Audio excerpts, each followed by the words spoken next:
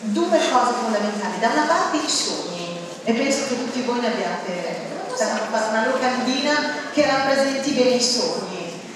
E l'idea è stata quella della mongolfiera, qualcosa che vola in alto, qualcosa che non ha bisogno di carburante perché va da solo, qualcosa che attraversa le frontiere, perché i sogni non hanno frontiere, non hanno limiti, non si fermano mai. Per noi in realtà parte come riflessione da un monologo di Giorgio Gaber che vi faremo sentire, un monologo che ci fa pensare subito ad una cosa: cosa succede se quello che noi stiamo vivendo per un attimo si ribaltasse? Cioè, se io anziché essere di lì fossi di qui, se io anziché essere in Europa fossi fuori dall'Europa, anziché essere nel nord del mondo fossi nel sud del mondo, se anziché essere quello che deve aiutare fossi quello che deve essere aiutato, cosa cambierebbe? Ce lo chiediamo ascoltando questo monologo di Giorgio Gaber.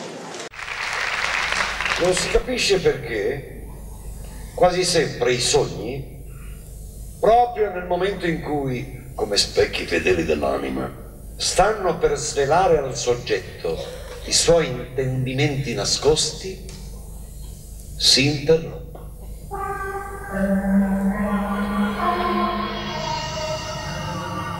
Ero lì, in una specie di zattera, un naufragio, chi lo sa. Insomma, sono lì su un relitto di 1 metro per 1,5 metri circa, e stranamente tranquillo in mezzo all'oceano galleggia. Cosa vorrà dire? Beh, vedremo poi. A dire la verità avevo già sognato di stare su una zattera con una dozzina di donne stupe, nude, ma lì il significato mi sembra chiaro. Ora sono qui da solo, al mio giusto spazio vitale, mi sono organizzato bene, pesce non manca, ho una discreta riserva d'acqua, i servizi è come averli in camera, ho anche un grosso bastone che mi serve da remo. Non è un sogno angoscioso, ma cosa vuol dire? Fuga, ritiro, solitudine? Probabilmente il desiderio di sfuggire alla vita esterna che ci prende da ogni parte. Si diventa filosofi nei sogni. Oddio. Oddio, cosa vedo? Fine della filosofia. Ma non può essere una testa, forse una boa. Non so per cosa fare il tifo. La boa fa meno compagnia, ma è più rassicurante. No, si muove, si muove. Mi sembra di vedere gli spruzzi. Non è possibile che sia un pesce, qualcosa che annaspa, sprofonda, riappare, lotta disperatamente con le onde. È un uomo! È un uomo! È un uomo! È un uomo! È un uomo! È un uomo! Io la rifaccio. La zattera è un monoposto, ne sono sicuro. Ma per il pesce non ci sarebbe problema, ma la zattera in 2 non credo che tenga. Non tiene! Ma che? Non mi sente, sarà a 100 metri. Che faccio? Ma com'è che faccio?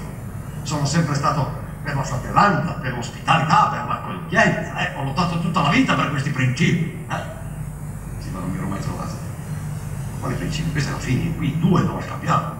E lui avanza verso di me, fende le onde, sarà a 70 metri, 50, 30, Madonna come fende!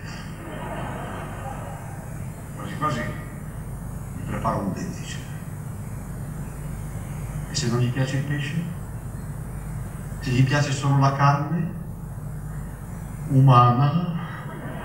E no, calma, io devo pensare a me, alla mia sopravvivenza, mors tua, vita mea, Oddio, non dovrò mica ucciderlo. Ma no, cosa dico? Sto delirando, devo salvare. Poi in qualche modo ci arrangeremo fraternamente, ci sentiremo vicini. Per forza non c'è spazio. Stretti, uniti, corpo a corpo. Guarda come nuota. È una bestia. Ma io lo denuncio. Ormai sono a 10 metri. Mi fa dei gesti, mi saluta, mi sorride. Lo schifoso. detto, cosa dico? Per lui sono salvezza, la vita. Che faccio? Che faccio? Potrei prendere il bastone, potrei allungarglielo per aiutarlo a salire, potrei darglielo con violenza sulla testa. Siamo al gran finale del dramma. Il dubbio mi corrode, l'interrogativo morale mi divora. Devo decidere. L'uomo a 5 metri, 4, 3, prendo il bastone.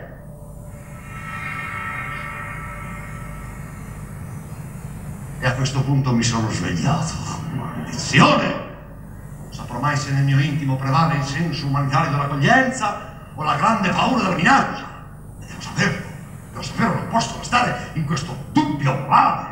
Devo sapere come finisce questo sogno. Cerco di riaddormentarmi, mi concentro, voglio dire, mi abbandono. Qualche volta funziona. Sì, ce l'ho fatta. Ce l'ho fatta, l'acqua, l'oceano, le onde. Giusto. Un uomo su una zattera. Giusto. Un'auto che nuota, arranca, annaspa disperato. Sento il cuore che mi scoppia. Oddio, che succede? Sono io quello che nuota. No, io l'ho quell'altro, Non è giusto. A me piaceva di più stare sulla zattera, Ma quale dubbio morale? Ho le idee chiarissime, solo per l'accoglienza. Ecco, l'ultimo sforzo. La zattera a 5 metri. 4, 3. Alzo la testa verso il mio salvatore. Eccomi! Dio, che botta. A questo punto mi sono svegliato di nuovo. Mi basta così. Non voglio sapere altro. Spero solo che non sia un sogno ricorrente. Però una cosa l'ho capita. No, non che se uno chiede aiuto gli arriva una legnata nei denti, questo lo sapevo già. Ho capito quanto sia pieno di insidie il termine aiutare. C'è così tanta falsa coscienza, se non addirittura esibizione, nel volere a tutti i costi aiutare gli altri, che se per caso mi capitasse di fare del bene a qualcuno, mi sentirei più pulito se potessi dire non l'ho fatto apposta. Forse solo così, tra la parola aiutare e la parola vivere, non ci sarebbe più nessuna differenza.